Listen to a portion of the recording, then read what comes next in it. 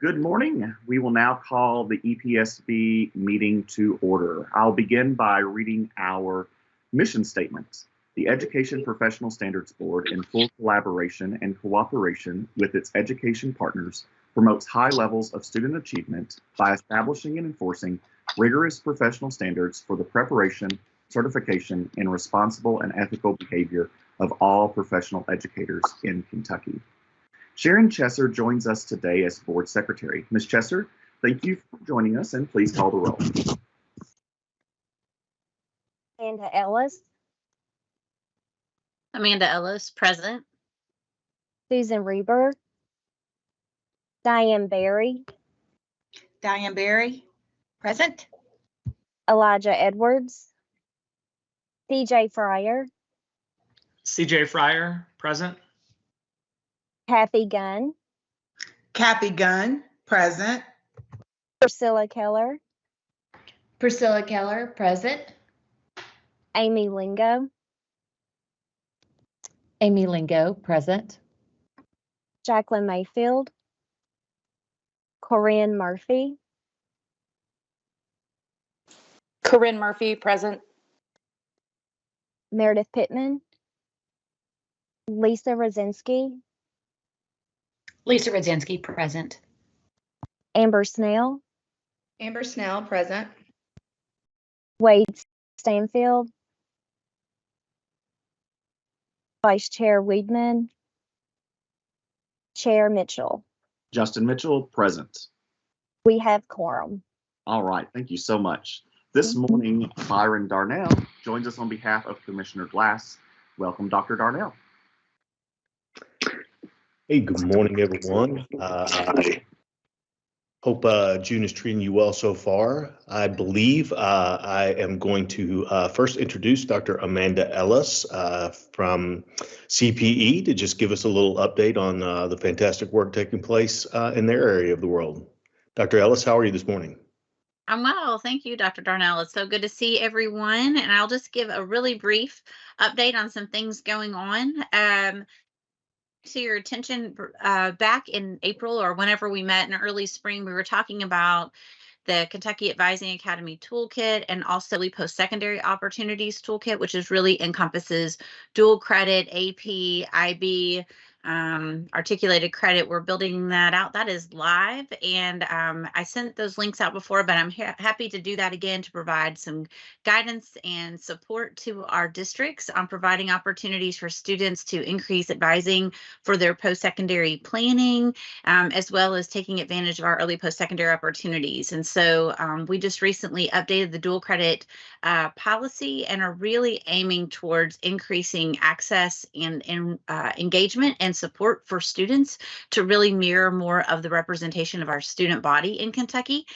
We are moving in the right direction, but the partnerships between K-12 and post-secondary are incredible, but we can always do better. And so we're really working towards that. One of the things that we're also doing with early post-secondary opportunities is we have opened up the opportunity for K-12 and higher ed to join community of practice, a community of practice to really look at the experience of students, the communication, the agreements, the partnerships to really make this opportunity more robust with a focus on quality and really access. And so if you are interested in that, I will do a follow-up email for anyone who would like to be a part of that. We have over 65 folks across the state that will be getting together regionally.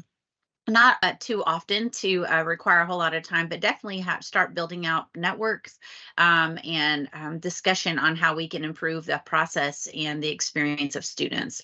The other thing just to bring to your attention briefly is we had focused, I brought it before, student basic needs. So the Kentucky Student Success Collaborative, excuse me, debuted their results of their student basic needs campus voice research project. In a webinar last month, the study was focused on stressors facing our students and how access to things such as public assistance, childcare, need-based aid help with retention. We will be distributing a formal report, but you can also find that webinar archived on our CPE webpage. It's really interesting.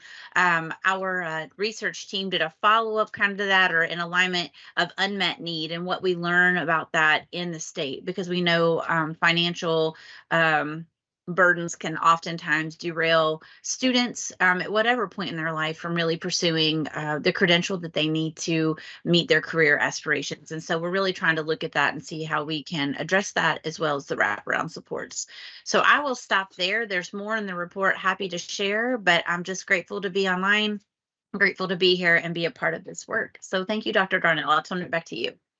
Absolutely. Thank you, Dr. Ellis. Appreciate just having the opportunity to get the update. So from my end and OELE/EPSB's end, first I want to say thank you to Ms. Chesser, Ms. Trueblood, Dr. Diebel, Ms. Hord, Mr. Harrod, Ms. Salzman, Mr. Davis, Ms. Listerman, Ms. Softick, Mr. Wall, Mr. Holland, Ms. Rosa Burgos, Ms. Sharp, Ms. Arrington for preparing today's agenda. The people behind the scenes putting all of this together. And then second, thank you, waiver committee members, and especially you all, board members. I sincerely hope now that June has arrived, you've had a moment to reflect on all the positive impacts you've made over the course of the school year, and it is well deserved. So since there's always something heavy in the air, I'm going to try to highlight things that are going swimmingly well. So first off, the Ed Rising National Conference. So that is coming up in a matter of days here at the end of June, and we will have a total of 129 Kentucky students traveling to Orlando to compete at the national conference. Just by way of individuals on the board, Jefferson County will be represented, Fayette County will be represented, Warren County will be represented. So this is just outstanding news. It has grown over the last 3 years, and it continues to build momentum, and it's certainly well worth celebrating. Oh, also I should say Simpson County, because there will be members on the Warren County team. So that's a little bit of a regional team as well. So just exciting to see that this momentum is building, and the interest, and could not be more excited about these young individuals that aspire to potentially be our future educators. On an additional note too, just note that, in spite of woes, Kentucky still is setting a standard in terms of the involvement at the state level with teacher voice and student voice. So the Kentucky Board of Education, of course, has an at-large teacher representative on the board, in addition to the appointed board members and a student representative. And, this is not a normal thing that is happening in other states. And I think it is cause to celebrate for that inclusiveness and willingness to make sure those voices are represented and are truly important. And especially just the Kentucky student voice here in Kentucky. Again, anytime have the opportunity to travel beyond Kentucky, people always ask about this. They are just impressed with what is going on. So there just a couple of highlights that are well worth noting, because they really are setting an impressive standard across the nation in terms of the state level involvement. As far as business matters go, Dr. Diebel, Mr. Davis, and I continue to work with EPP representatives regarding Senate Bill 9 that passed in 2022. That's the Read to Succeed Act and pre-service reading instruction. So this summer, a targeted group of EPP literacy teachers will engage in the process of coming up with recommendations for implementing what is being called, as we know, the science of reading within coursework. And also soon a RFP will be released seeking a third-party evaluator to provide a baseline of reading instruction practices within preparation programs as required by Senate Bill 9. Certification continues to work just unbelievably hard. So just as an idea, total completed certifications over the last 24 months. So since this time last year, 72,731 have been completed in a year's time. We also are now just over a year with the new Kentucky Educator Credentialing System, known as KEX. And it has certainly, I believe, made market improvements. Naturally, nothing perfect, but now that we're a year in, trying to reap the benefits of some of the automated efforts that, or the automated parts of that program that help make the workflow a little bit more efficient. That doesn't mean that the constant churn in certification isn't happening now, but there are elements of the new system, I think, that we're starting to reap benefits from. As far as just sort of the outlook for the vacancies in the state, this is still, quite a hot time for filling positions. And just as just for a picture in the KEPS posting data, and mind you, I will always say, this isn't perfect data. There are some various positions that may not be student facing, but just as an idea of the postings overall from KEPS. So in the last 30 days, there have been 2,129. And in the last 7 days, 477. Last 3 days, 326. And then as of a day ago, there were 180 new postings that came online. So just some perspective of the postings that are coming from districts. Again, not all of these are completely student facing, but it just gives you an idea of the number of postings that are coming through in the KEPS portal. And then just as a matter of note, just thought I would share with you from the 2022 year, as far as alternate route paths, we had a total of 2,875 that achieved full certification through an alternate path route. So that, again, is just from the 2022 school year, and I'll be able to update total numbers again for the 23. But just to give a little bit of perspective, option 6, of course, continues to be the front runner, and it had 2,419. So important work that's taking place, but also in the broader perspective of the total number of certifications that we see, the traditional route predominantly is the pipeline that we see for our districts. So I know in the interest of time, I want to be a little terse and short to keep us within quorum, but I also want you to know that I will have an annual report available for all board members, and that will be coming to you very soon. So we'll just provide a little, obviously a lot more detailed overview of the last year, the work that you all committed to and fulfilled, and just some perspective as well on the last year. So not enough time to do that today because Ms. Trueblood might give me a look since we want to maintain quorum and get our business done. But I will be sending that out to you. It's an honor to be here with you to serve this board and to learn from you. And of course, as always, if there's anything else that you would like to know, always available to you. So I appreciate it, and we will be able to continue on with the rest of the meeting, Chair Mitchell, if that's good with you. Absolutely. Thank you so much for that report, and from Dr. Ellis's, your report as well.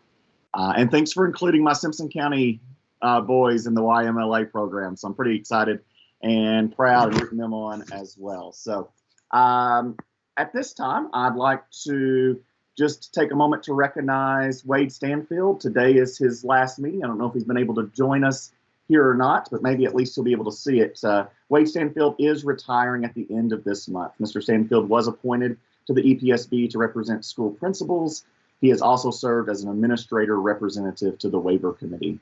So thank you, Mr. Stanfield, for your dedication and service to EPSB. You will be missed, but we hope that you get a little bit of rest in that retirement there. So thank you for your service, which leads and transitions to our next point there is the board's procedure establishes a waiver committee that meets prior to the board meetings to review the waiver request and make recommendations to the full board. The waiver committee consists of one teacher, one administrator, and one higher education representative. So since Mr. Stanfield is retiring, at this time, I will appoint Lisa Radzinski to serve as the administrator representative on the committee. So thank you, Lisa, for your willingness to serve on that vital committee. And then for other updates, we are also looking at the possibility of holding a special called meeting in July to help resolve pending certification issues prior to the start of the 23-24 school year. So if you haven't already, please let staff know your availability as soon as possible. So you'll be hearing some further communication through email here shortly about that. All right, so moving on to consent items. We will now move to the consent items. Items A through NN are listed on the agenda as consent items. I will give members a moment to review the list. So just take a moment to review that.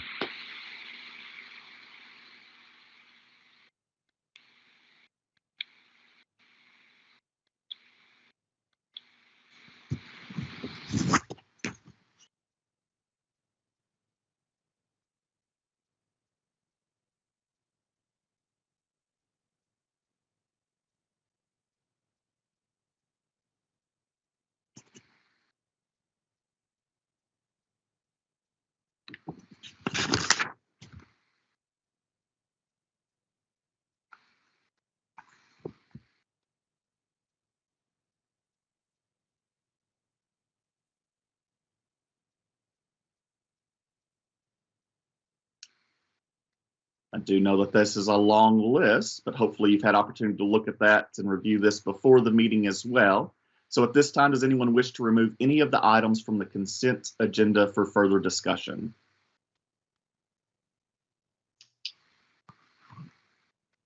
Having received no request to remove from the consent agenda, can I have a motion to approve the consent items A through NN? I make Lisa Amber Snell. Rudzinski. Oh, go ahead, Amber. I make a motion to approve consent items A through NN. Lisa Rudzinski, second. Thank you both. The motion before the board is to approve consent items A through NN. At this meeting, as this meeting is being conducted via video teleconference, we will have a roll call vote for each vote. So Ms. Chesser will call the roll. I would like to remind the board members to please state their name, pause for a moment, and then state their votes. Ms. Chesser, please call the roll. Diane Berry, Diane Berry, yes to all. Amanda Ellis, Amanda Ellis, yes. CJ Fryer, CJ Fryer, yes. Kathy Gunn, Kathy Gunn, yes. Priscilla Keller, Priscilla Keller, yes. Amy Lingo, Amy Lingo, recuse on consent items II and JJ, approve the rest. okay. Corinne Murphy, Corinne Murphy, approve. Lisa Rudzinski, Lisa Rudzinski, yes. Amber Snell, Amber Snell, yes. Chair Mitchell. Justin Mitchell, yes. Voting is complete. All right, and the motion passes. Thank you all. Moving to information items, the items are presented to the board for review and discussion only. The first item is presented by Cassie Trueblood. Good morning. Information item A is a testing update for you. At the last board meeting, the board did add an action item towards the end of the open session in regards to extending the validity of Praxis scores. Because that was done in a little bit different format than your typical actions, you did request at that time that that information be brought back to you in writing at this meeting to review. So we have that included, as well as the update regarding the certification assessment practices that were approved in December. So this is on your agenda book. On page 130 is the staff note, and then about 2 pages down from that is the start of a guidance document, just to put all of that information together. As this is information item, you've already taken those actions. There's no action to take on this today, but are there any questions? Lisa Rudzinski, Ms. Trueblood, do we have to, is there any need to modify anything that we did during that last meeting? I know we did that as a result of information that was presented to us, and I just want to make sure that for our sake, now that the staff has gone back and reviewed it. Do we need to adjust anything? Is there any recommendation to adjust what we did last time? No, not at this time. There's no recommendation to adjust. We've already had some grateful candidates come through. So we will continue to monitor this and provide you all with a further update when we are also updating on the -1 SEM in December. A little later today, you will hear about some testing updates as well, because this does seem to be something that just keeps coming up for you. So at this time, what the plan is to wait and update the regulation at one time. So after you have made a decision regarding the -1 SEM and the future of that, then we would bring you back a full update to that regulation. Great, thanks. Thank you. Are there any other questions or discussion? All right, then next we have action item B, presented by Sharon Salzman. Thank you. Good morning. Good morning. This information item is the assessment prerequisites for the occupation-based career and technical education certification. OCTE has proposed revisions to the current CTE assessment order, and Beth Engel from the Office of Career and Tech Ed is here. She is going to provide you with a little bit of information as to why this is being presented. Beth? Okay, thank you everyone for allowing us to be here today and bring the board assessment order in for potential modification. The changes that are being requested to match updated industry standards in several different program areas, and to just provide clarification of certification or licensure that's needed for occupation-based certification in these different program areas, including business and marketing education, law and public safety, homeland security, law enforcement, and pre-law studies, media arts, and transportation. That information was provided in an email, and I am here to answer any questions that you may have concerning those.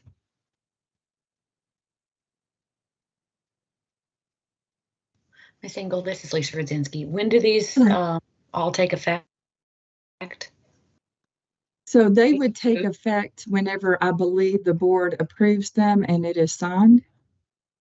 Yes, Lisa, I can speak to that. Thank you. At this time, this is before you for an information item. Perfect. And then we'll come back to you at the August meeting for final action. If the board approves it at that time, then that order would go into effect. Chair Mitchell would receive a copy of that to sign, and then it would be posted on the website to comply with the requirements of the regulation. Thanks. I just overlooked that information part. Thank you.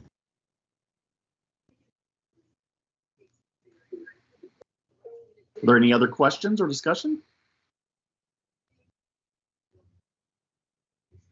All right. Well, thank you so much, Ms. Engel, for joining us today, and we'll be over that before our August meeting again.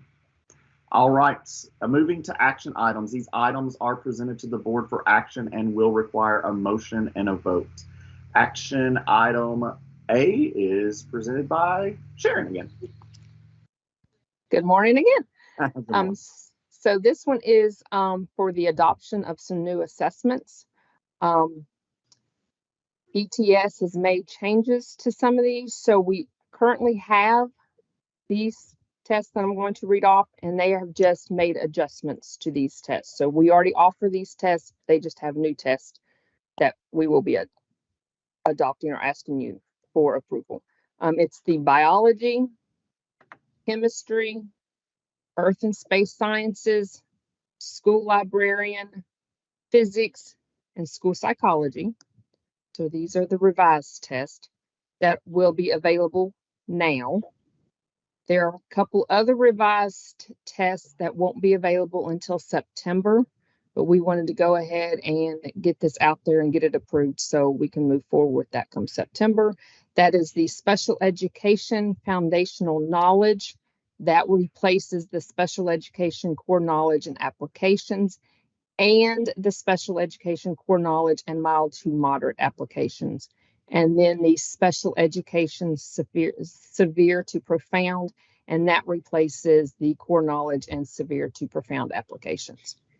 There are 2 new tests which we currently don't offer that ETS now has created, and that is Russian and journalism. In the past, all they had to do was take the PLT test to be certified in those areas. Now that we have these tests, we are asking for the adoption of these.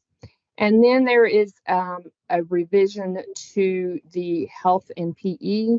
When someone is going to be certified in both health and PE, currently they had to take the health and PE content knowledge and the physical education content and design.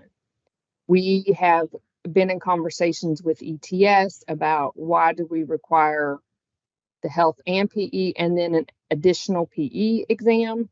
And they went through and looked at it and realized that whatever is being tested in the physical education content and design is also in the health and physical education content knowledge. So we are just asking to remove an additional test they're already being tested on. So those are the tests that are new or being revised. All right. Thank you so much. At this time, I will need a motion. Motion. Diane Barry. Thank you, Ms. Berry. Is there a second? Amber Snell, second. Thank you, Ms. Snell. The motion before the board is to approve 16 KAR 6010 assessment prerequisites for teacher certification adoption of new test. Is there any discussion? Hearing none, Ms. Chester, please call the roll. Diane Barry, Diane Barry, approve.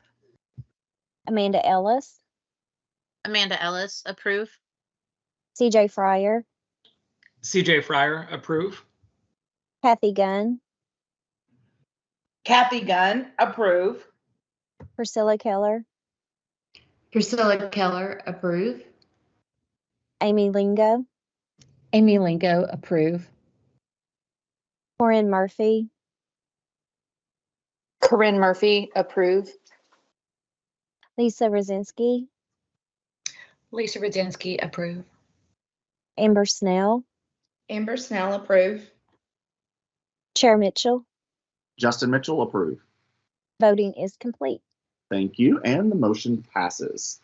Next, we have action item B, presented by Ms. Trueblood. Okay, action item B is on page 146 of your agenda book. And this is a new administrative regulation. It's an emergency and ordinary for the interim certificate that was created by House Bill 319 from this last session.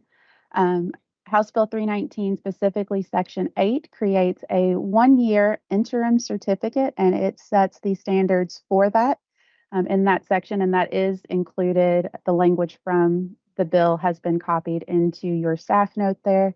So these are the requirements that were placed in in statute for that. And then from there, the EPSB has the authority to issue administrative regulations as needed to issue the interim certificate. So this is one area where the authority of the board was limited in this. Typically, you are given the authority to set the standards and requirements for a certificate. However, there was language in the bill that this certificate is notwithstanding other statutes and administrative regulations, and that for the issuance is the reason that you can issue those administrative regulations. So that has resulted in a much shorter administrative regulation than you typically have, but that is also included in the materials there. We have the statement of emergency because this certificate is required to be issued starting July 1st. So the emergency regulation is needed to ensure that those procedures are in place once the certificate is available.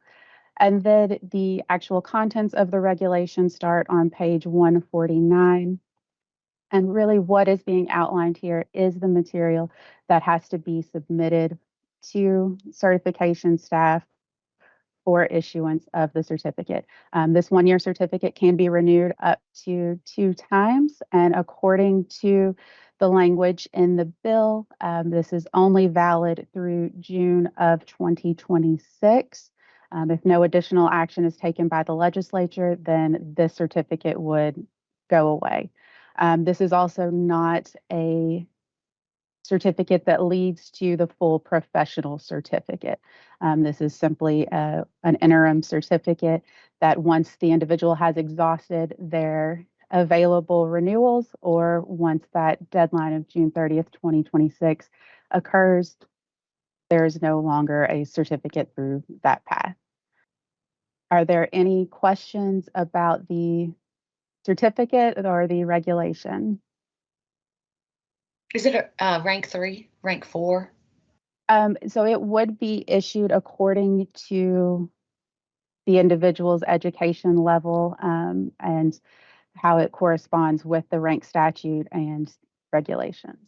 Okay, thanks. Because this is, again, an emergency and an ordinary regulation, if it is approved today, following the meeting, we will get Chair Mitchell's signature. Then we will need the governor's signature on the statement of emergency. But we have plans to have that all in place and filed prior to July 1. The emergency becomes effective upon filing, and then the ordinary would go through the full process and take the place of the emergency once it expires. Chair, I make a motion, Lisa Rudzinski, to approve action item B. Amber Snell, second. Thank you all. The motion before the board is to approve 16 KAR 22, the interim certificate and new emergency regulation. Is there any discussion? Yes. Dean. Chair Mitchell, board, I just want to make a statement, really. The more options, the more certificates, the more emergency, the more complicated we are making our certification structure. We seem to be trending towards finding small, minute pools of people that we think will solve our problems in teacher shortages in any number of areas in the state. And we are creating boutique options and certificates and emergencies so that we can solve individualistic challenges. And it is not good for our system as a whole. And so I appreciate the spirit in which everyone is attempting to do all of the things to fix all of the problems that we have within our teacher certification structure. But I can't say that yet another emergency option is good for our students, our district staff, or our licensure staff who have to process all of these things and check 17 versions of a human as to whether they qualify for this boutique opportunity. So just a statement, appreciate that it's a little bit of grandstanding, but it is certainly a trend as we add yet our, I don't know, what is this, the 23rd, 24th option to get to certification. So. Thank you for that. Are there any other questions or discussion?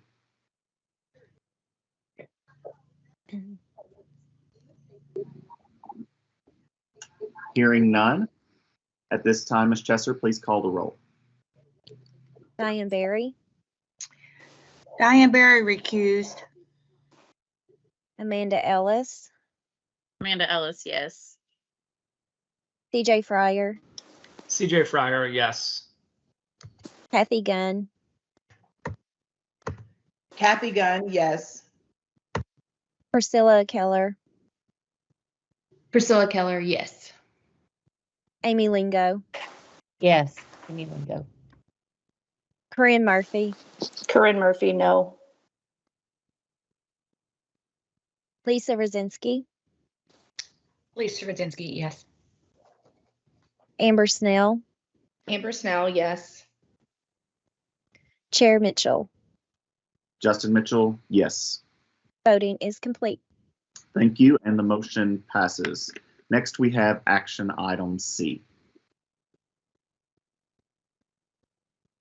You do have me for two more items here, but the action item C is on page 151. And this is part of your ongoing regulation review, where we bring those regulations back to you to avoid expiration. 16 KAR 5060 sets the literacy preparation requirements. This regulation does have to be amended prior to August 2nd, or it will expire. The amendments, which are also included in your agenda book, are pretty straightforward. It is actually updating the standards that are in regulation. These are standards that the board previously adopted in, I believe it was 2018. They just had not yet made their way into the regulation itself. So those are now being named in there. Are there any questions?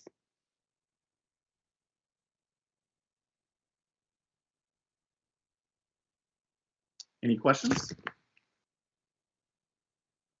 At this time, I will need a motion.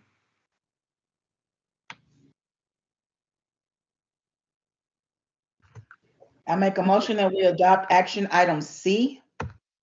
Thank you, Ms. Dunn. Is there a second? Lisa Amber Rodzinski. I heard several of you, so I'm going to go with Captain Rosinski on this one. And the motion before the board is to approve 16 KAR 5060 literacy program requirements for middle school, high school grades 5 through 12, and grades P12 certification programs with the amendments. Is there any discussion? Hearing none, Ms. Chester, please call the roll. Diane Barry, Diane Barry, approve. Amanda Ellis, Amanda Ellis, approve. CJ Fryer, CJ Fryer, approve. Kathy Gunn, Kathy Gunn, approve. Priscilla Keller, Priscilla Keller, approve. Amy Lingo, Amy Lingo, approve. Corinne Murphy, Corinne Murphy, approve. Lisa Rosinski, Lisa Rodzinski, approve. Amber Snell, Amber Snell, approve. Chair Mitchell. Justin Mitchell, approve. Voting is complete. Thank you, and the motion passes. Next, we have action item D. Action item D is on page 158 of your agenda book, and this is also part of the legislative session and some following through with the requirements of House Bill 319, specifically Section 5 of that bill amended KRS 161048, which is the statute that sets the alternative routes to certification, and it included language that now requires the EPSB to approve procedures for interested applicants to obtain an eligible for hire letter when pursuing the alternative routes to certification. This was a thought that individuals are not using the alternative routes because districts are not sure whether or not an individual would qualify. So this is meant to remedy that. The procedures which are included in your agenda book were created by our certification staff and are actually procedures that they already had in place to do this unofficially if an individual contacted them while seeking out districts. The draft letter is also included in there for you to review as well.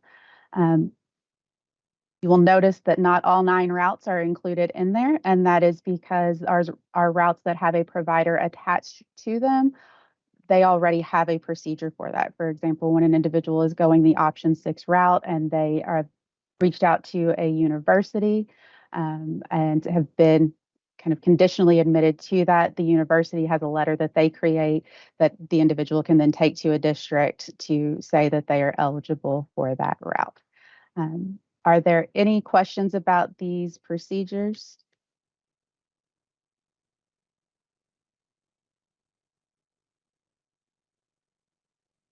Hearing none. Yep, I don't hear any. So at this time, I'll need a motion. CJ Fryer, I make the motion to approve the procedures. Thank you, Mr. Fryer. Is there a second? Amber Snell, second. Thank you, Ms. Snell. Motion before the board is to approve procedures for obtaining an eligible for hire letter for the alternative routes to teacher certification. Is there any discussion? Hearing none, Ms. Chester, please call the roll. Diane Barry, Diane Barry, approve. Amanda Ellis, Amanda Ellis, approve. CJ Fryer, CJ Fryer, approve. Kathy Gunn, Kathy Gunn, approve. Priscilla Keller, Priscilla Keller, approve. Amy Lingo, Amy Lingo, approve. Corinne Murphy, Corinne Murphy, approve. Lisa Rosinski, Lisa Rudzinski, approve. Amber Snell, Amber Snell, approve. Chair Mitchell. Justin Mitchell, approve. Voting is complete. Thank you, and the motion passes. Next, we have action item E, and I believe Dr. Darnell is presenting that. Yes, sir. So this action item is a request to allow substitute teaching experience to qualify as student teaching experience for the 2023-2024 school year. It is a request to waive 16 KAR 5040. This waiver began during the pandemic. It has come before you previous times when many student teachers, when they were unable to obtain experience in the classroom, and districts were unable to secure substitute teachers. Stakeholders continuously report the waiver is beneficial and have requested that it continue during the 2023-2024 school year, and that is why this action item is before you. I do have a question, and I don't know, Dr. Darnell, if you're the one to be able to answer this one, or if someone can answer this one. When we allow that, we are not allowing it to be a long-term substitute position, are we? Not in terms, you might be, are you referencing perhaps like in an emergency where someone would be, I am not aware of any long-term situations. Chair Mitchell, what this allows, this action has allowed that the board is approving the experience to count towards the student teaching assignment. That has ultimately been left up to the districts and to your institutions of higher education to determine the number of days, the placement, and how that would work. So we do see it, some that have said, no, this candidate can only have a few days, others that have allowed the majority of the placement to be that because they felt that that was a strong candidate and they were able to still fulfill those requirements. The individuals are required to have the emergency substitute teaching certificate. And so with that certificate, they are allowed to do what any other emergency substitute teacher would be able to do. It's just working with their institution and with their district to ensure that that is going to meet the requirements within the institution to sign off on that student teaching assignment. So I'm in support of this action. I'm just from firsthand accounts, but then also through stories. I think I just want to be cautious to make sure that our districts and our EPPs are still sort of following the spirit of the purpose of the student teaching, that they're getting that mentorship and that guidance, and they're receiving that from those experienced veteran teachers, and not just thrown into a classroom where they're never getting to observe those professional educators. So I'm in favor of this. I just wanted to put out my sort of caution. I know this meets our need of getting people in the rooms and in the buildings, and they have gone through most every step. I just want them to be able to receive that guidance, especially since K-TIP is not fully funded. And I'll put my shameless plug in here right now that it would be a great opportunity for us to fully fund K-TIP going into this new biennial budget for the purpose of us being able to continue to mentor these brand new teachers, especially with all of the options that we have now to become certified. And Chair Mitchell, I will say, I see that Dr. Murphy has her hand raised. The requirements of the regulation are also still in place, with having a cooperating teacher and those supervisions. Because the board has continued to approve this, staff is looking at how to make this a long-term addition in the regulation. And so in that, we can also make sure that we are addressing your concerns as well. But Dr. Murphy, did you have something to add with that? I did. I just wanted to provide some informal data, if you will, from a university who's operating in all versions of this, right? So short-term, long-term, but also with the idea of heavy supervision, mentoring. We find that over 90% of the students who are participating in a longer-term sub situation with the mentorship of the district are actually then hired by that district. And I think there is no greater endorsement of an opportunity than the district themselves saying, yes, that's a teacher I want to hire. It's not just a teacher I want to hire, it's someone who I've seen teaching somewhat independently, but with mentorship. And so we've been very pleased by that. Our districts, it's our #1 request right now to know whether that's going to be allowed. But at the same time, our candidates, and I just want to stick up for our candidates here, the majority of our candidates will discern for themselves. I'm ready for that. I'm not. We then counter with that to say, yeah, we agree with you. You are or you are not. And in one case, we had a candidate who tried it for 2 days and said, I'm not ready. And back I go. And so these are adult learners at this point who are highly educated, highly prepared, more prepared than I would say for some of our other options. And they're doing good work for the districts. And so obviously there's always caution as we enter into these new spaces, but I also think that this aligns with a larger issue, and that has to do with paid student teaching. And the idea that many of our districts are seeking ways to have the student teaching experience paid for. You see it evidenced in some of our newest options where we're asking people to seek permission for options where you can already do all of the things that are available in option 9. And yet we've got people spending time working their way into this. And it's really about that paid student teaching experience. So I would offer to the board that at some point we really need to look at how do we alleviate the prohibition in a reasonable way that doesn't disenfranchise any particular district of the ability for a district to pay for student teaching. I think it would help in a lot of ways and allow for some innovation and creativity within teacher prep programs and partnerships with districts that could serve to eliminate the need for 17 additional options. I'm going to stop now. Murphy. I just want to echo a lot of the things that Dr. Murphy said. As someone who was in option 6 and did clinical hours following somebody, but also had quit a full-time job to pursue teaching, cashing in a 401k. I also, substitute taught that didn't count at that time, but learning the classroom management, learning the routines, building relationships, those experiences were probably more valuable than my clinical hours because that was a newer thing at that point in time.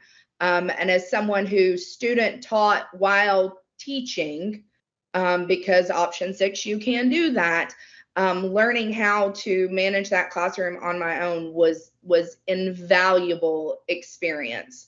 And I've watched students coming through bachelor programs who are doing long-term subs in our school, and they're still receiving constant mentorship from not only their educator prep program, but also our in-school mentors. And I'm grateful that we are continuing to allow and pursue this option. And I would just echo what Dr. Murphy said and Amber said. I also think this helps our students be able to receive some financial benefit so that they don't continue to have to work at night on weekends, and they can really concentrate on becoming an educator. So I just echo that support. Any other discussion? All right, at this time, I will need a motion for action item E. I make a motion to approve action item E to allow for the substitute teaching experience to qualify as student teaching experience. Corinne Murphy, second. Thank you, Ms. Snell, and thank you, Dr. Murphy, for the second. The motion before the board is to approve 16 KAR 5040, request to allow student teaching experience to qualify as student teaching experience for the 23-24 school year. Is there any discussion? Hearing none at this time, Ms. Chesser, please call the roll. Diane Barry, Diane Barry, approve. Amanda Ellis, Amanda Ellis, yes. CJ Fryer, CJ Fryer, yes. Kathy Gunn, Kathy Gunn, yes. Priscilla Keller, Priscilla Keller, yes. Amy Lingo, Amy Lingo, yes. Corinne Murphy, Corinne Murphy, yes. Lisa Rosinski, Lisa Rosinski, yes. Amber Snell, Amber Snell, yes. Chair Mitchell. Justin Mitchell, yes. Voting is complete. Thank you, and the motion passes. Moving to action item F, and I believe that is Mr. Todd Davis. Thank you, Chair Mitchell, and good morning, everyone. Action item F can be found on page 167. It's in regards to 16 KAR 5040 as a request to approve remote student teaching observations for ed prep programs for the 22-23 school year. Currently, section 4.1 of the regulation allows a portion of observations to be conducted remotely, but requires the approval of EPSB prior to conducting the remote observations. As you may recall, during the pandemic, EPSB did approve remote observations, but the ability to perform those observations remotely did exist prior to the pandemic. Approving remote observations for the upcoming school year will again provide flexibility for both districts and institutions in conducting their observations and remove burdensome layers within procedures and processes. In the interim or during the school year, staff will work to update the regulation to remove the need for this waiver. And so if there are any questions, I'm happy to answer, but at this time, OELE staff is recommending that EPSB approve the remote student teaching observations for all ed prep programs for the 22-23 school year. Mr. Davis, when Yes. it references a portion, is there a specific number or percentage attached to that? Like, who decides what a portion is? That is left up to the institution. Thank you. Are there any other questions or discussion? Hearing none, Just to clarify, Chair Mitchell, I think it was said for the 22-23 school year, and this is actually for the 23-24 school year. Sorry. Just want to make sure we have that on the record. Any other questions? All right, I will again need a motion.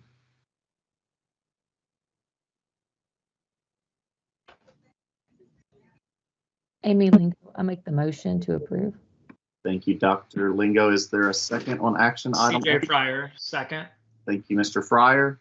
The motion before the board is to approve 16 KAR 5040, request to approve remote student teaching observations for all educator preparation programs for the 23-24 school year. Is there any discussion? Hearing none, Ms. Chesser, please call the roll.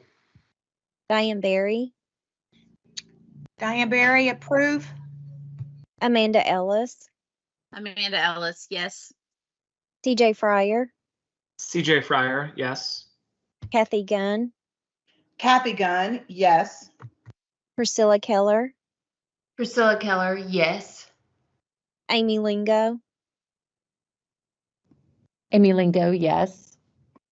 Corinne Murphy, Corinne Murphy, yes. Lisa Rosinski, Lisa Rudzinski, I just would like to say that, explain my vote. I'll vote yes on this. But when we come back, I would like to expand the discussion of a portion. So that's more clearly defined if there are, based on what I'm reading. And obviously I'll need to educate myself a little more as well. If it's up to if there's 4 that they have to have and a portion of that is 3 of those 4, I would like to have a more robust discussion. If we're gonna, instead of it being a waiver going forward, it's going to be something that we put into our regulations. But yes, for the waiver. Amber Snell, Amber Snell, yes. Chair Mitchell. Justin Mitchell, yes. Voting is complete. Thank you. And the motion passes. And Ms. Rosinski, we'll make sure that that is on a future docket to have some conversation with coming up. Thank you for that. Thanks. And we are next up, our last action item, G by Mr. Davis.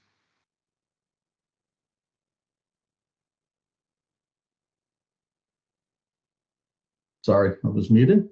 Action item G can be found on page 167 of the board documents in regards to 16 KAR 4090 and a request to waive reissuance requirements for candidates with a job offer from a Kentucky school districts. Currently, the regulation establishes reissuance of the LAP certificate, which requires 6 graduate credits.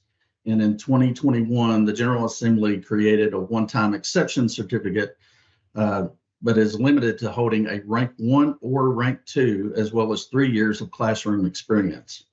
Due to the shortages in districts, challenges in hiring certified teachers, the waiver builds upon the relief provided by the exception and is only available to candidates who completed all preparation requirements and whose certificate was in good standing at the time of expirations. To summarize the requirements, the teacher would be required to hold at least a rank 3 teaching certificate that was in good standing at the time of expiration. The certificate expiration was not a result of failure to completing any preparation requirements, and also receive a job offer from a district in the area of certification for the 23-24 school year. During the year, the staff will, OELE staff will work to gather information and present to the board to show impact on the decision as it is being implemented through the 23-24 school year. At this time, OELE staff is recommending the EPSB approve the conditional waiver of reissuance requirements in 16 KAR 4090 for qualifying candidates in the 23-24 school year. Thank you, Mr. Davis. Are there any questions?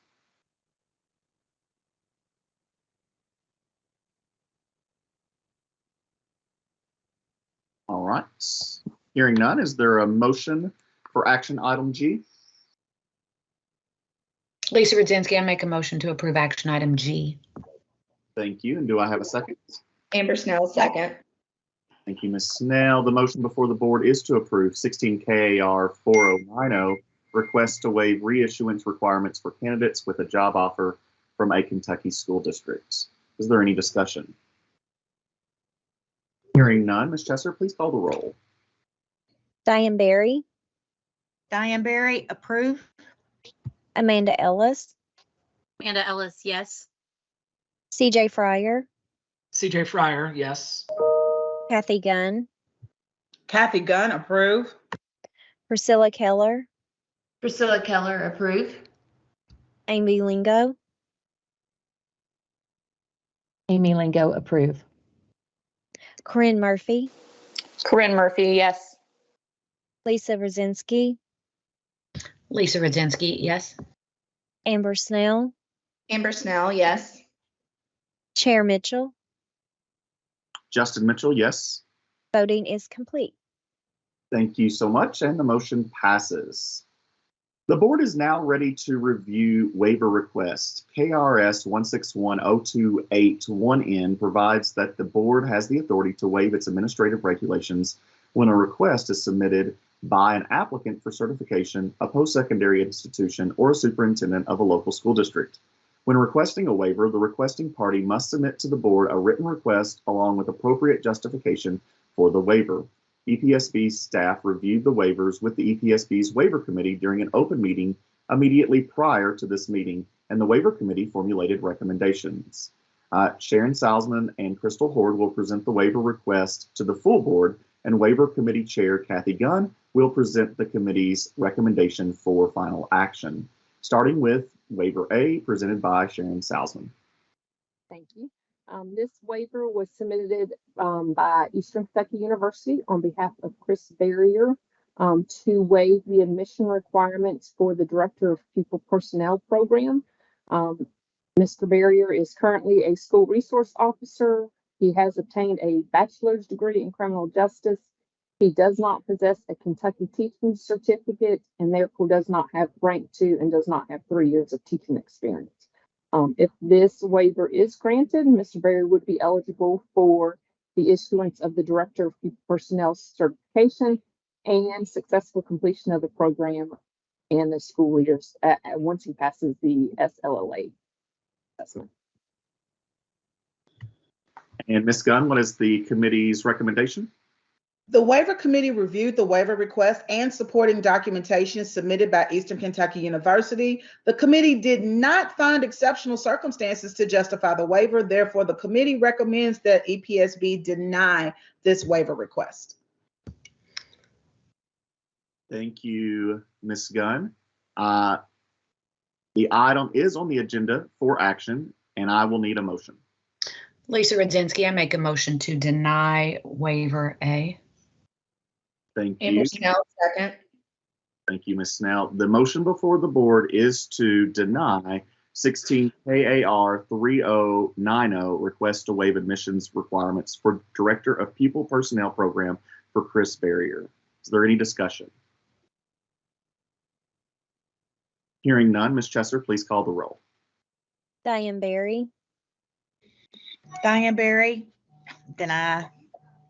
What am Amanda I supposed to Ellis, say? Agree or not agree? Oh, you are agreeing that we are denying it. So if you vote Great. yes, I just wanted to make sure. yes, so you'll just say yes if you're denying, no if you want it, you don't agree with the denying of it. Yes, yes, okay. Amanda Ellis, Amanda Ellis, yes.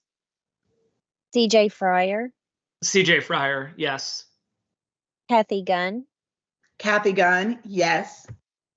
Priscilla Keller, Priscilla Keller, yes. Amy Lingo, Amy Lingo, yes. Corinne Murphy, Corinne Murphy, yes. Lisa Rudzinski, Lisa Rudzinski, yes. Amber Snell, Amber Snell, yes. Chair Mitchell. Justin Mitchell, yes. Voting is complete.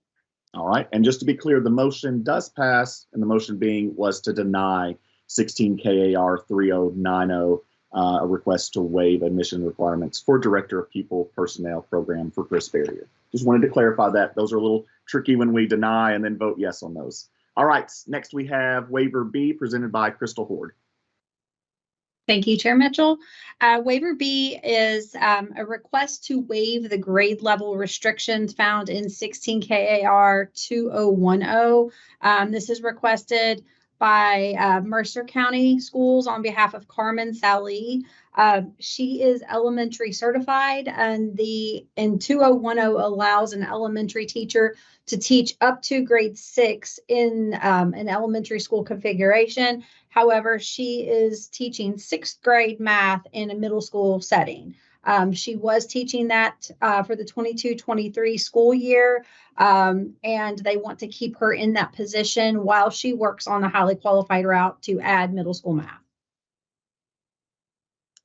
there any questions? All right, Ms. Gunn, what was the committee's recommendation? The waiver committee reviewed the waiver request and the committee found exceptional circumstances justifying the waiver. Therefore, the committee recommends that EPSB grant this waiver. Thank you, Ms. Gunn. Is there a motion? CJ Fryer, I make a motion to approve the waiver. Thank you, Mr. Fryer. Is there a second?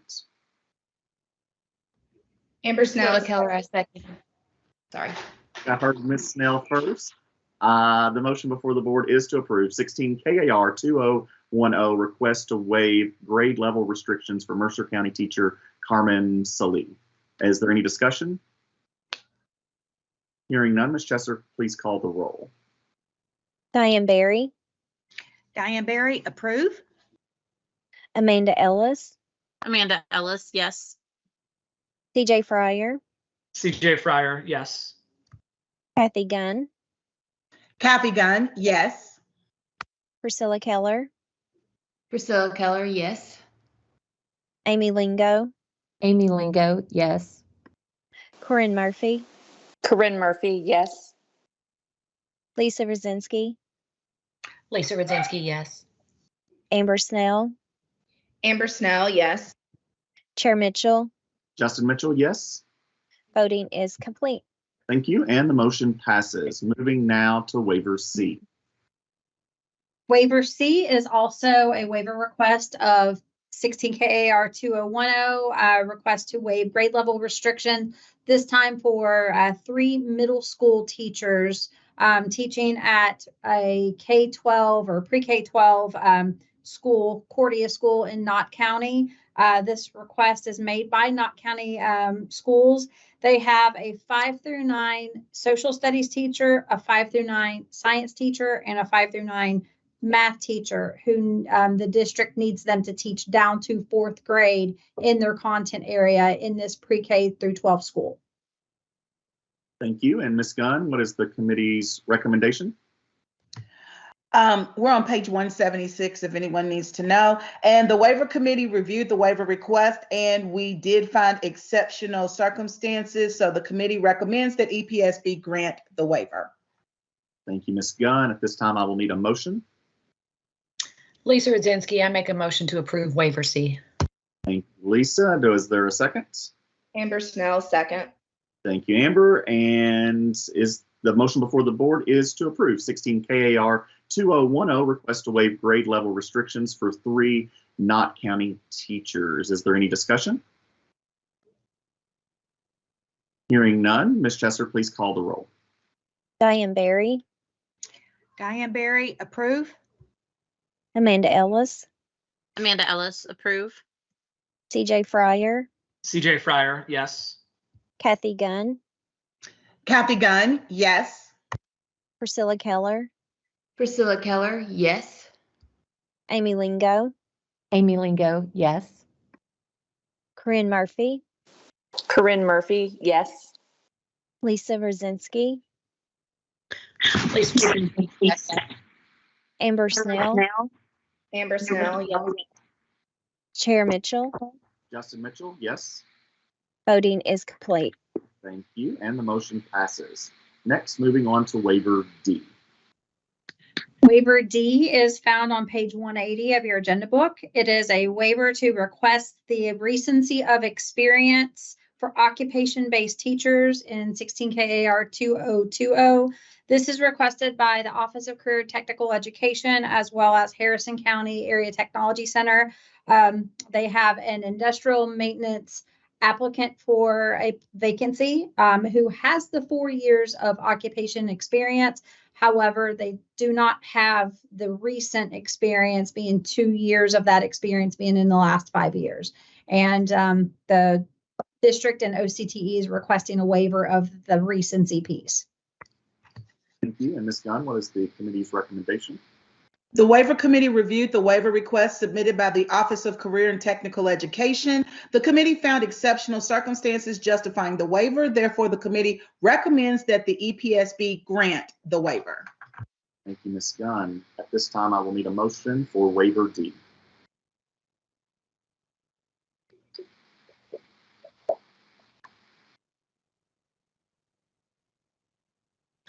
Lisa Rosinski, I make a motion to approve the waiver. Captain Brzezinski, do I have a second? Corinne Diane Murphy, Murphy, second. I think I heard Dr. Murphy second. The motion before the board is to accept, improve 16 KAR 2020, request to waive recency of experience for occupation-based teacher Christina Holmes. Is there any discussion? Hearing none, Ms. Chesser, please call the roll. Diane Barry, Diane Barry, approve. Amanda Ellis, Amanda Ellis, approve. CJ Fryer, CJ Fryer, yes. Kathy Gunn, Kathy Gunn, approve. Priscilla Keller, Priscilla Keller, approve. Amy Lingo, Amy Lingo, approve. Corinne Murphy, Corinne Murphy, approve. Lisa Rosinski, Lisa Rosinski, approve. Amber Snell, Amber Snell, approve. Chair Mitchell. Justin Mitchell, approve. Voting is complete. Great, thank you. And the motion passes. Next, we have waiver E. Waiver E is requested by Spalding University on behalf of Mr. Jason Lawson. This is a waiver of 16 KAR 3060. School counselors are required to, when they receive their 5-year provisional certificate, they have to complete the coursework towards the standard program within the 5 years that the provisional certificate is issued. This candidate finished the entire standard coursework program when they were issued the first 5-year certificate. However, they have not obtained the experience as a counselor. So the university is requesting that we allow them to renew the provisional for another 5 years since the coursework is already completed. Thank you, Ms. Gunn. What is the recommendation from the committee? The waiver committee reviewed the request and the committee found exceptional circumstances justifying the waiver. Therefore, the committee recommends that EPSB grant waiver E. Thank you, Ms. Gunn. At this time, I will need a motion. I move to approve the waiver as presented. And just help me out. Who was that? I'm sorry. It didn't pop up on my screen. It was Corinne. I'm sorry. Thank you, I Dr. should have said my name. So Corinne Murphy, I move to approve the waiver as presented. No, Amber I was trying to listen to who it was, and I just caught me off guard. Thank you, Dr. Murphy, for the motion, and Ms. Snell for the second. The motion before the board is to approve 16 KAR 3060, request to allow coursework completed towards the standard counseling program to qualify for renewal of the provisional school counselor certificate for Jason Lawson. Is there any discussion? Hearing none, Ms. Chesser, please call the roll. Diane Barry, Diane Barry, approve. Amanda Ellis, Amanda Ellis, yes. CJ Fryer, CJ Fryer, yes. Kathy Gunn, Kathy Gunn, yes. Priscilla Keller, Priscilla Keller, yes. Amy Lingo, Amy Lingo, yes. Corinne Murphy, Corinne Murphy, yes. Lisa Rosinski, Lisa Rosinski, yes. Amber Snell, Amber Snell, yes. Chair Mitchell. Justin Mitchell, yes. Voting is complete. Thank you, and the motion passes. Moving on to waiver F. And waiver F is exactly the same waiver as waiver E. It's just this one is requested by Spalding University on behalf of Tiffany Schweinhart. She also has completed all of the coursework in the standard program when she was first issued the certificate, has not yet obtained a position as a school counselor. All right, and Ms. Gunn? Same recommendation. The waiver committee did find exceptional circumstances justifying the waiver. Therefore, the committee recommends that EPSB grant waiver F. Thank you, Ms. Gunn. At this time, I will need a motion. Amber Snell, make a motion to approve waiver F. Thank you. Amanda Ellis, second. I think I heard Dr. Ellis for the second. The motion before the board is to approve 16 KAR 3060, a request to allow coursework completed towards the standard counseling program to qualify for renewal of provisional school counselor certificate for Tiffany Schweinhart. Is there any discussion? Hearing none, Ms. Chesser, please call the roll. Diane Barry, Diane Barry, approve. Amanda Ellis, Amanda Ellis, approve.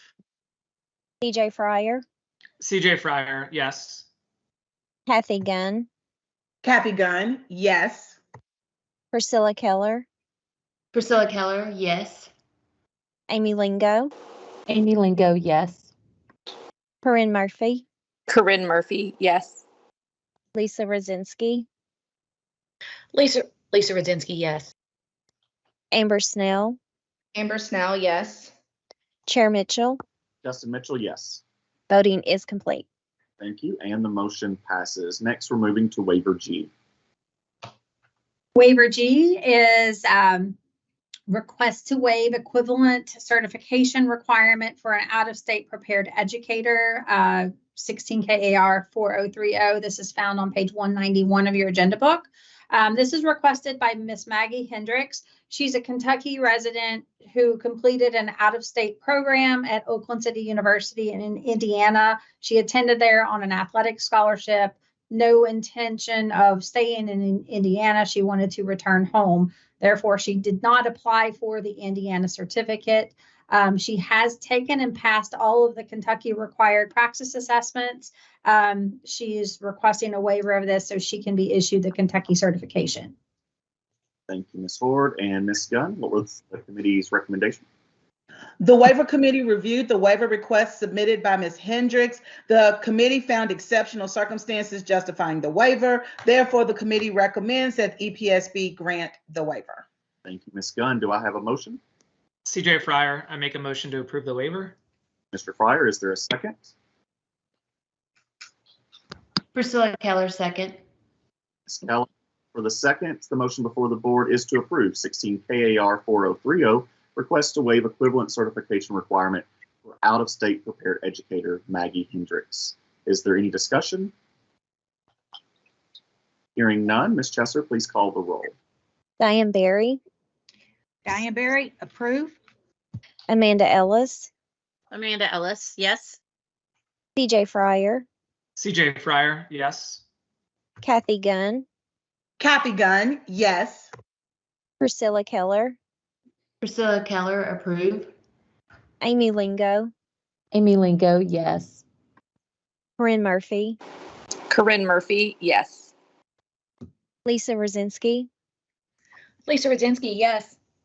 Amber Snell, Amber Snell, yes. Chair Mitchell. Justin Mitchell, yes. Voting is complete. Thank you, and the motion passes. Moving on to waiver H. Waiver H is also a waiver of request to waive the equivalent certification for an out-of-state prepared educator. This one is found on page 195. It is for Rachel Logan. She is a certified school counselor employed by Whitley County Schools. She wanted to pursue the individual intellectual assessment endorsement known as the IIA endorsement to allow counselors to conduct the intellectual and IQ testing that sometimes is done by school psychologists. The only approved program in the state is at Murray State University. However, it's not a completely online program. Therefore, she was seeking out of state for an equivalent program. She completed a program at Lindenwood University in Missouri. It is an accredited NC SARA Higher Learning Commission accredited program.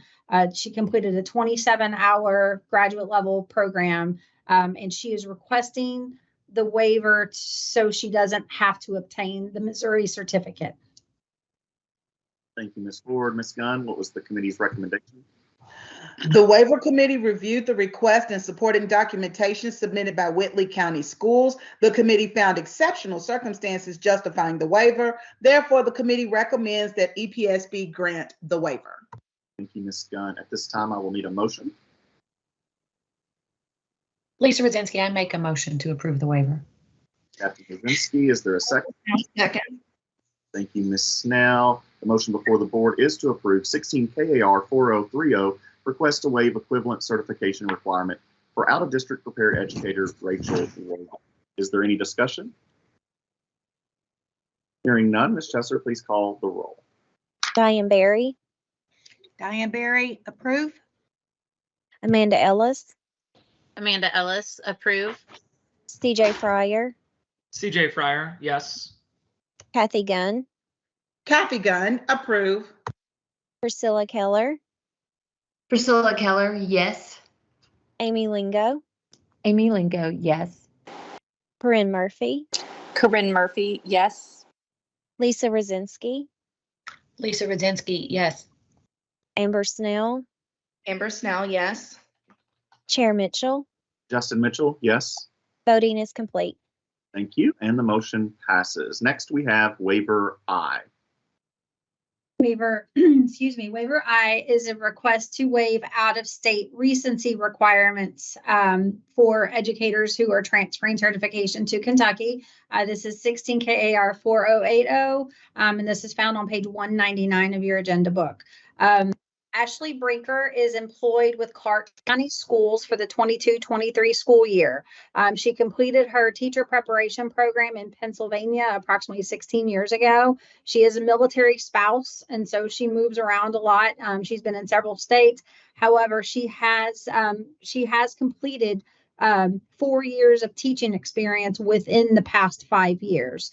So as far as experience, she meets the recency requirement. She just doesn't have 6 semester hours of graduate credit in the last 5 years. Thank you. And Ms. Gunn, what was the committee's recommendation?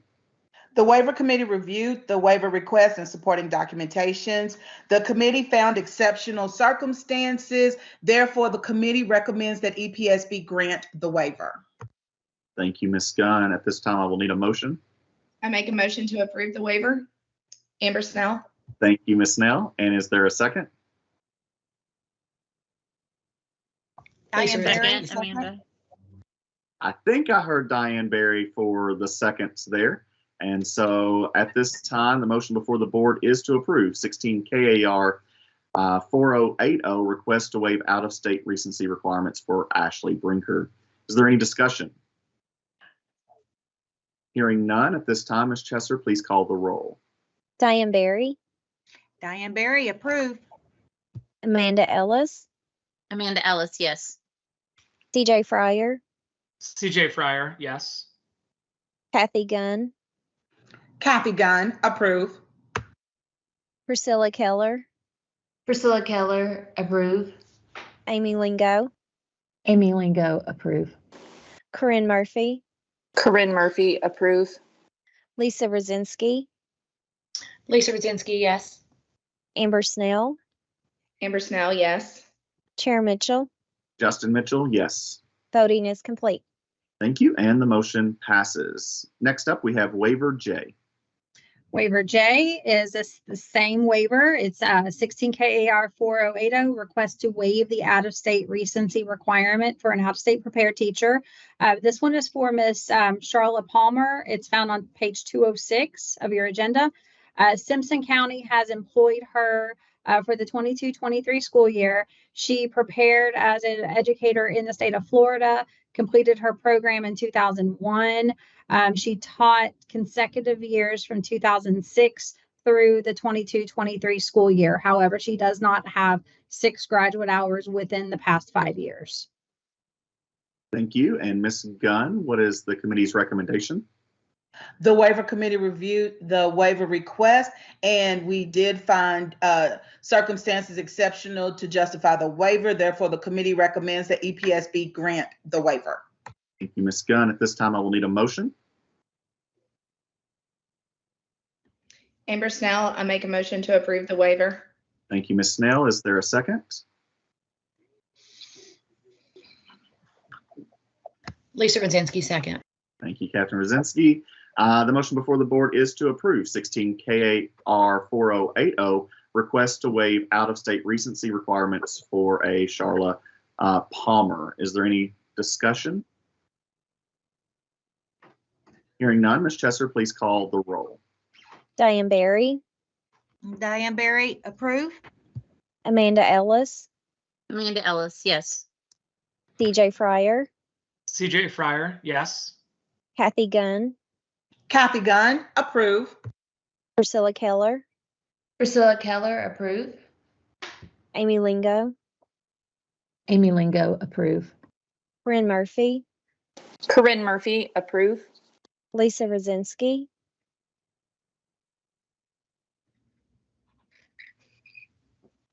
Lisa Rosinski,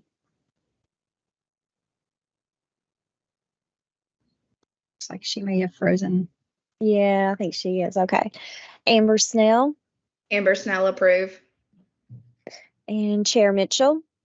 Justin Mitchell, recuse. Voting is complete. I just want to make sure before I say it passes, we did have a quorum though with everyone, even if Captain Rosinski is not able to vote. Yes, we do. And Captain Rosinski has let me know that her computer crashed and she is working to get it back online. Perfect. Great. So the motion passes there. Thank you all. We now are moving to waiver K. Ms. Hord. Waiver K, our final waiver, is also a waiver of the it's a request to waive the out-of-state recency requirement. This one is requested by Mr. Charles Pierce. It's on page 208. He is completed his teacher preparation program in the state of Texas in 2014. He's been certified in Texas and Massachusetts and now Kentucky. He does not have 6 graduate hours within the past 5 years. However, he does have 4 years of teaching experience within the last 5 years. So if he were a Kentucky educator, he would have met renewal requirements. Thank you, Ms. Hord. And Ms. Gunn, was the recommendation from the committee?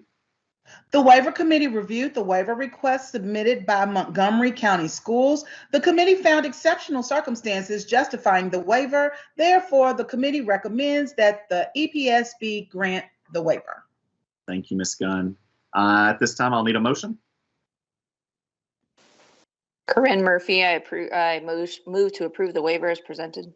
Amy Lingo, I second. Thank you, Dr. Murphy, for the motion and Dr. Lingo for the second. The motion before the board is to approve 16 KAR 4080, request to waive out-of-state recency requirements for Charles Pierce. Is there any discussion? Hearing none, Ms. Chesser, please call the roll. Diane Barry, Diane Barry, approve. Amanda Ellis, Amanda Ellis, yes. CJ Fryer, CJ Fryer, yes. Kathy Gunn, Kathy Gunn, yes. Priscilla Keller, Priscilla Keller, approve. Amy Lingo, Amy Lingo, approve. Corinne Murphy, Corinne Murphy, approve. Lisa Rosinski, Amber Snell, Amber Snell, approve. Chair Mitchell. Justin Mitchell, approve. Voting is complete. Thank you. And the motion passes. Thank you, Ms. Gunn and the waiver committee for all your work this morning and throughout the year. And to Ms. Hord as well. But we're still with Ms. Hord into our next section, so she's not gone away. Not yet. We are now moving to alternative route for two certification applications. We have 4 alternative route certification applications. These applicants are pursuing the option 1 exceptional work experience route 2 certification.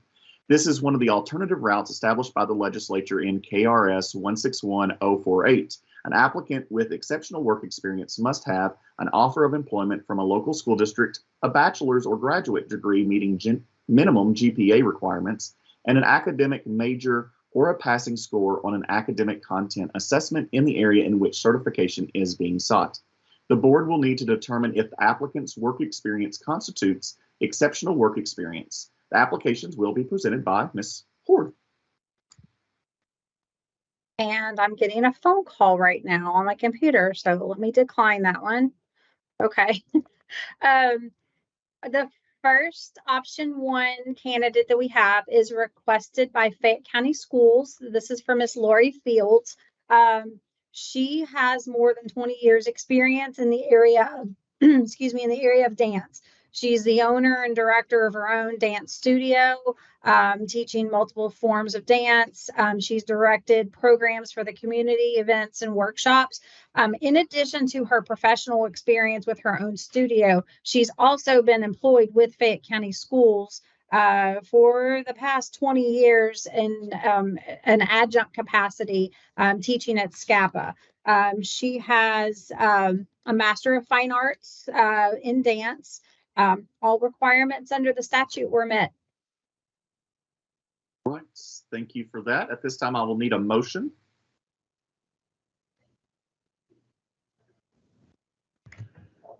Amy Lingo, I move that we accept this action.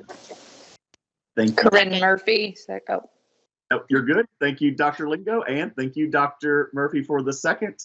The motion before the board is to accept and to approve Maury Fields for dance in all grades. Is there any discussion?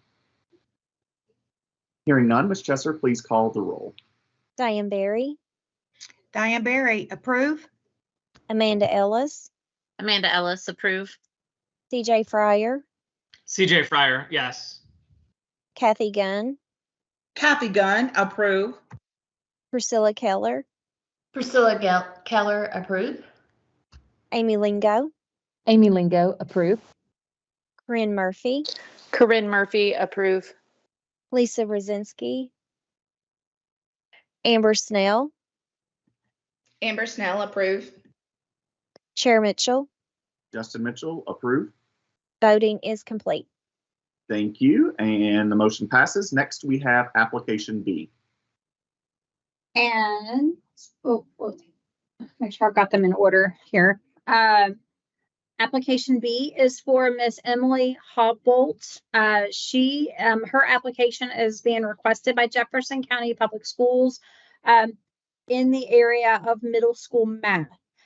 Miss Hobbolt has over 5 years of experience in the field of mathematics. She's currently a PhD research student at the University of Louisville. She has taught undergraduate mathematics courses. She's also served on graduate council and is a representative for the mathematics department. She's held multiple roles over the time in her employment with U of L. And all materials, of course, she has a major in the content area. No additional assessments were required, and all requirements of the statute were met. Thank you, Ms. Ford. At this time, I will need a motion. Diane Berry, motion. Thank you, Ms. Berry. Is there a second? CJ Fryer, second. Thank you, Mr. Fryer. The motion for the board is to approve the alternative route to certification application for Emily Hobbolt for math grades 5 through 9. Is there any discussion? Hearing none, Ms. Chesser, please call the roll. Diane Berry, Diane Berry, approve. Amanda Ellis, Amanda Ellis, yes. CJ Fryer, CJ Fryer, yes. Kathy Gunn, Kathy Gunn, yes. Priscilla Keller, Priscilla Keller, yes.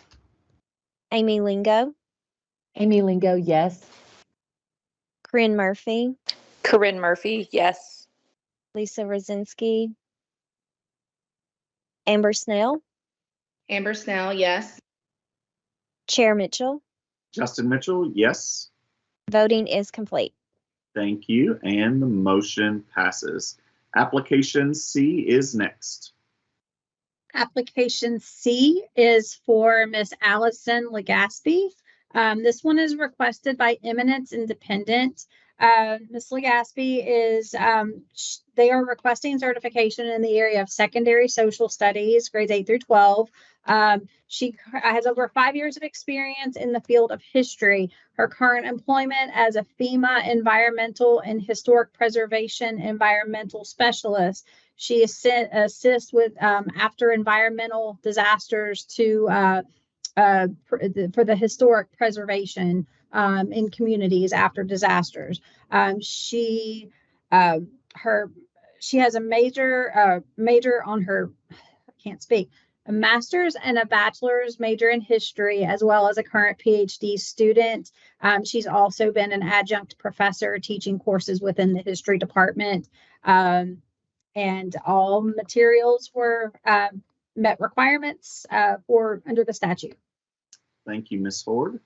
And just to clarify, that was for grades 8 through 12, correct? Yes, this one was for grades 8 through 12, secondary social studies. Thank you. At this time, I will need a motion.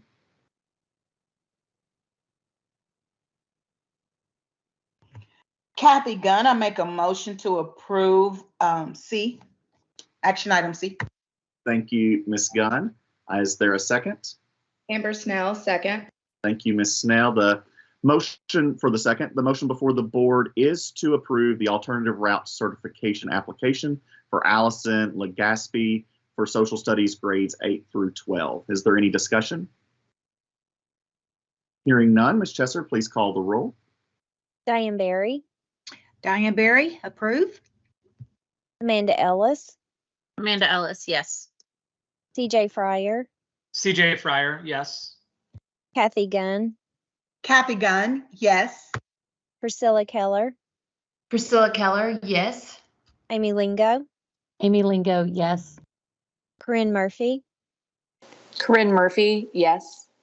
Lisa Rosinski, Lisa Rudzinski, abstain.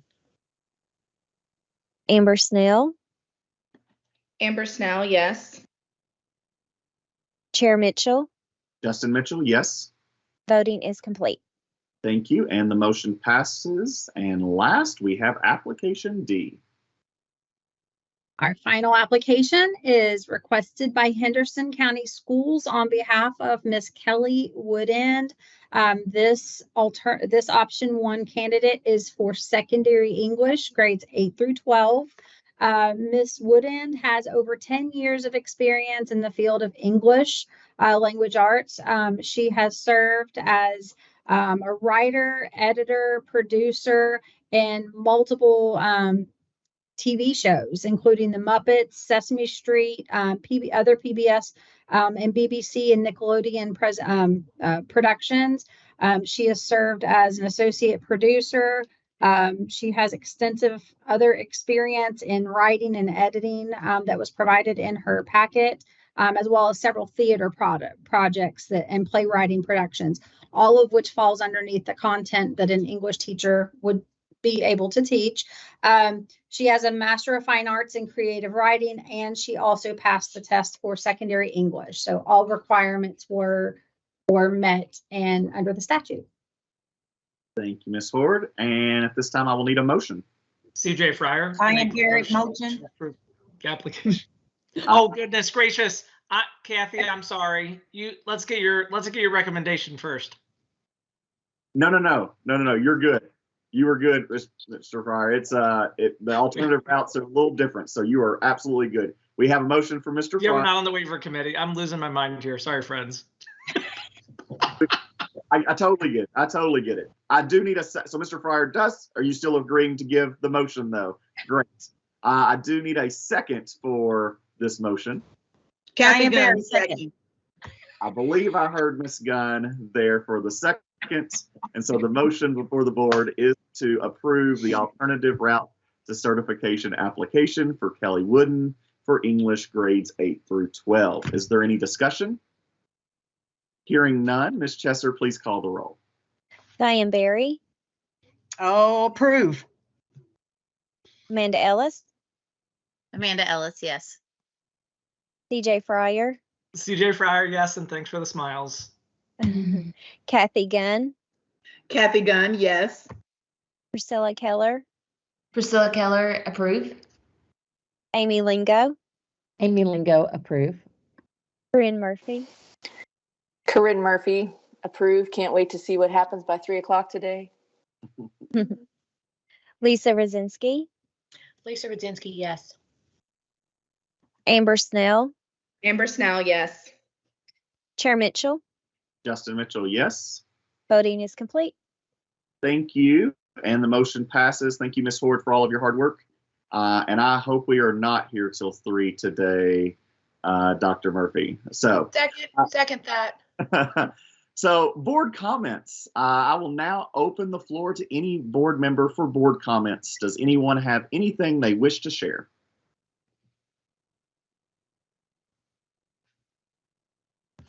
Lisa Rudzinski, I would just like to echo what Dr. Darnell said about the staff in the certification branch. We have like a 2-day turnaround. Like when we send that stuff in, our teachers and our new hires are getting those certifications extremely quickly, efficiently. The communication has been really well, and I just want to say thanks.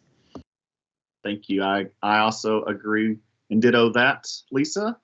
I see Dr.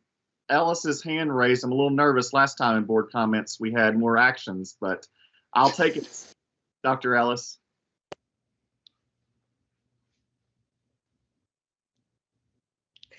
I just wanted to, I don't know what you're talking about. No, I want to just extend a thanks to Dr. Darnell and his team for providing just the numbers of, you know, what's going on with postings and things. We hear lots of numbers rolling around. You know, there are a lot of folks super concerned and interested all at the same time about our teacher workforce. And so I think the conversations that were had today and the challenges placed by several of our members today of just thinking how we do things. And Cassie and team, thank you for making it happen and navigating it. I do, Chair Mitchell, to your point, what I did hear a lot about today, though, that I hope we talk further about and possibly put forth a recommendation or support or something from our board, if interested, just about what you guys talked about. Things that were talked about today that I wrote down that I thought were really important were paid student teaching. I know that was discussed last session, although it wasn't a budget session, but coming up is. And I think those are the types of things that our legislators want to and need to hear from this board. This is a really important board, great representation, and tons of support from KDE team, period. I mean, it's a really good board and good leadership. And so, you know, I hear that. I heard your support around KTIP. I heard your support around or just discussing like grade bands and needs of our districts, meeting the needs of our districts, but also not waiving on quality and support of new hires, regardless of the pathway. And even to Dr. Murphy's point about all the multiple pathways, do we really need that versus what would be some possible solutions? So I'm just summarizing what I heard today, not challenging anybody, but hope that we take advantage of an opportunity to possibly put some solutions as priorities or things to pursue. I think Dr. Darnell's team has obviously been very responsive in giving us live data of what's really going on, and their systems are really tightening up as they are trying to be more efficient and responsive to the field. And so those are my only comments, is that I really do appreciate the conversation today, and that this board is not just a rubber stamp, but that there's thoughtful conversation around our profession and our pipeline. And I hope that continues, and that we push out a proactive, positive, solution-oriented communication to those who are making decisions. I have never, very rarely, I'll say, had lawmakers turn away and not be interested in possible solutions and considerations for improvement. So that's all I'm going to say today, Chair Mitchell. Not too bad, just a few thoughts. I will take any recommendations or motions from you anytime, Dr. Ellis. So I was joking, and I agree. I think that these are great discussion points, and hopefully I know that we will have opportunities later this year to go before the Education Committee and discuss the great things. And I think it really just comes down to communicating the great things that we are doing in education with EPSB, with the department, with CPE, with everyone, our APPs across the state, and just letting them know we are doing great work in Kentucky. And we have some issues, and we can always get better. And so I will always take every opportunity to talk about KTIP, and I am hopeful that that will be part of the biennial budget. I know that staff is working on looking at revamping what that possibly looks like, and keeping those things that everybody appreciates, the mentoring side of it, the opportunity to learn from others. And so I would just hope that we could continue that. And I keep hearing more talks about paid student teaching, and I think that would be a wonderful thing that we continue to promote and to push through. I've got some others, but I will save those for another day. But I do have some other issues I think that we should possibly discuss in the future. Any other discussion or board comments? It's open for anybody. I will echo what Amanda Ellis said, but I also wanted to just take a minute, even though he's not with us, and congratulate Wade on his retirement. He has been an absolute pleasure to serve with, and I'm going to miss him. And he's here! I see him! So Wade, congratulations, my friend, and you will be sorely, sorely missed. I can die as well. I am so excited. I'm sorry I missed it. It's so good to see you guys, but I am excited for this next chapter to see where it leads. I know it does lead to some travel, so and we'll figure out the rest from that point. So just know I will definitely miss all of you guys and consider all of you my friends, and there's nothing you can do about that. So. And so just know that I will miss you guys, and I'm definitely going to miss the work that this board does. And I've definitely been excited to be a part of some of the things that, we're making sure that can happen for educators, in this great Commonwealth. So just tickled that I could be a part of it, and I will definitely miss it.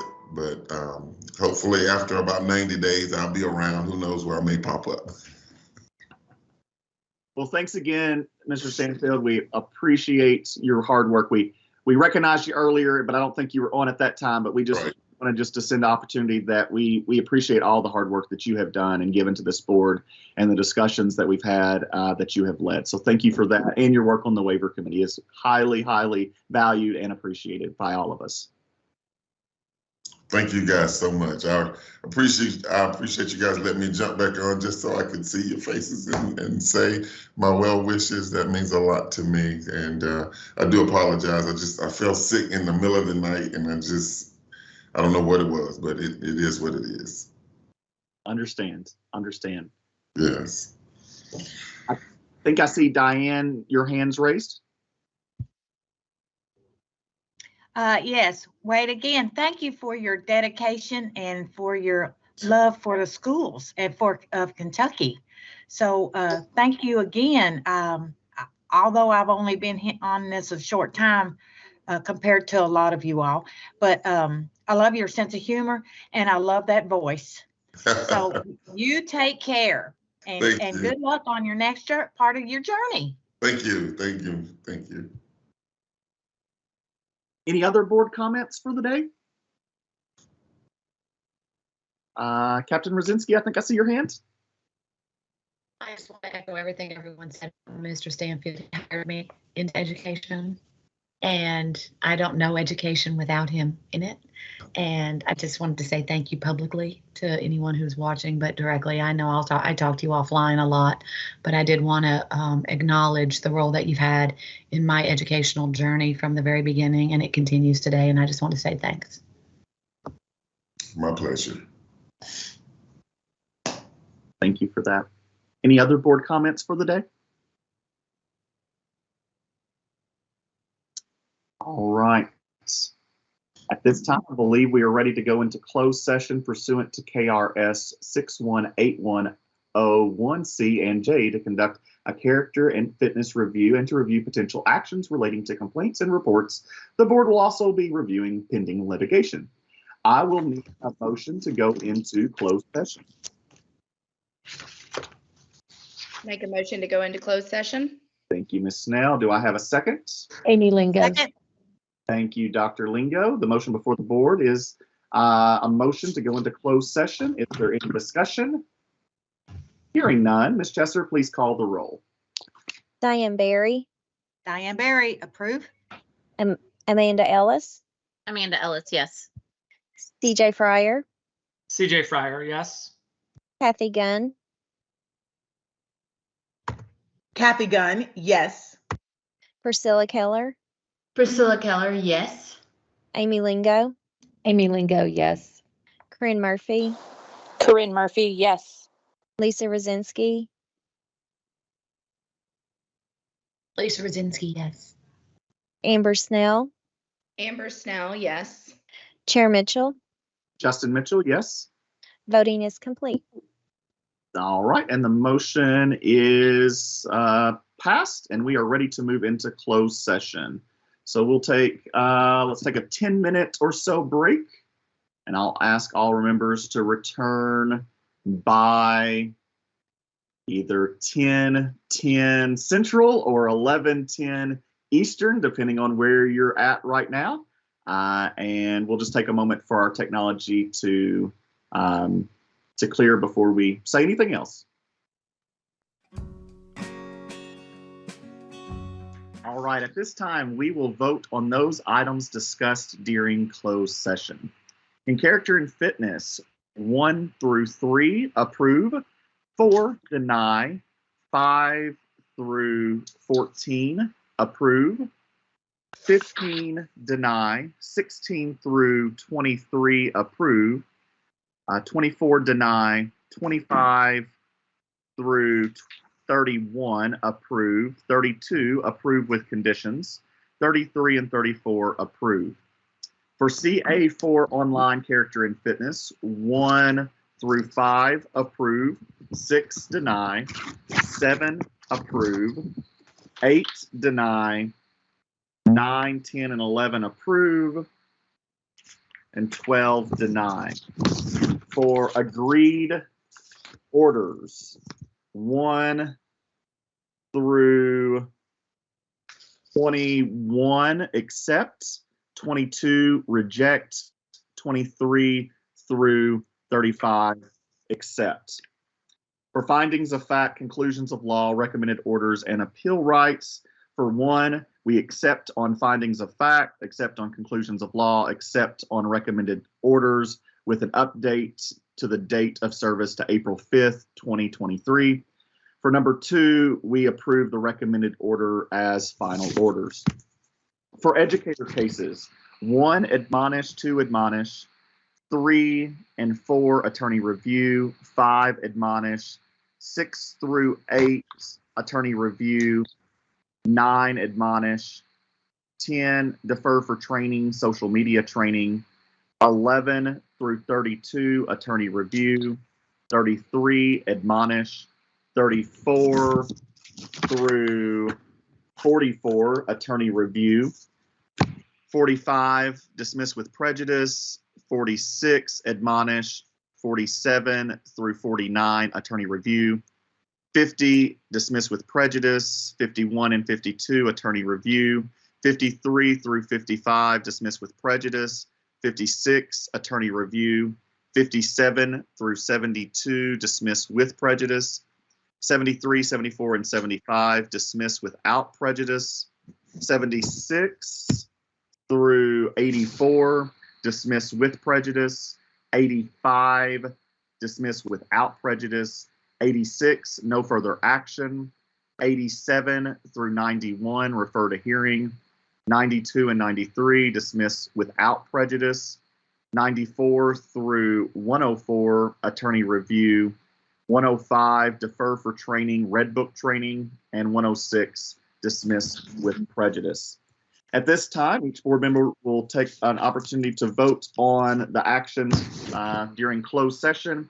Just a reminder for our board members to state their name. And at this time, you can agree or disagree or approve and or recuse on any or all of those. And Leah Sharp will be doing the roll call vote.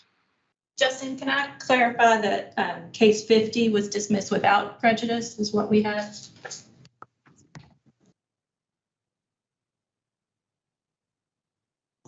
Without prejudice for number 50? Yes, yes. All right. That was a typo on my part. My apologies. Number 50 is dismiss without prejudice. Thank you for catching that. Anything else that I've accidentally messed up on? No, I will start the roll. Perfect. Thank you so much. Christopher Fryer, CJ Fryer, yes to all. Kathy Dunn, Kathy Gunn, I recuse on agreed order number 6 and yes to all others. Priscilla Keller, Priscilla Keller, agreed to all. Amy Lingo, Amy Lingo, agree to all. Corinne Murphy, Corinne Murphy, agree to all.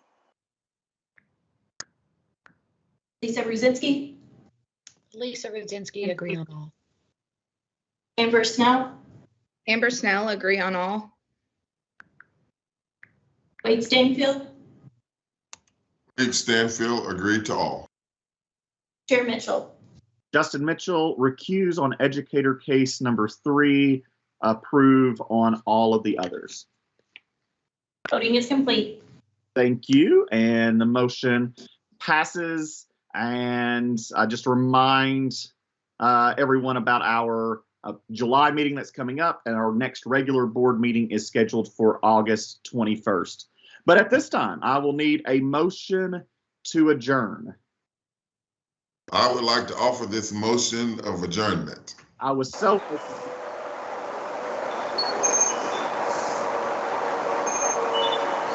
Second. Who was the second? Was that Amber? Amber is the second. The motion before the board is a motion to adjourn. Is there any discussion? Hearing none, Ms. Sharp, please call the roll. CJ Fryer, CJ Fryer, yes. Kathy Gunn, Kathy Gunn, yes. Priscilla Keller, Priscilla Keller, yes. Amy Lingo, Amy Lingo, yes. Corinne Murphy, Corinne Murphy, yes. Lisa Ruzinski, Lisa Rudzinski, yes. Amber Snell, Amber Snell, yes. Wade Stanfield,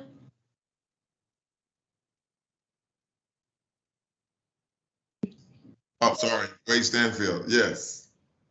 Chair Mitchell. Justin Mitchell, yes. Voting is complete. Thank you. And motion passes, and we are now adjourned.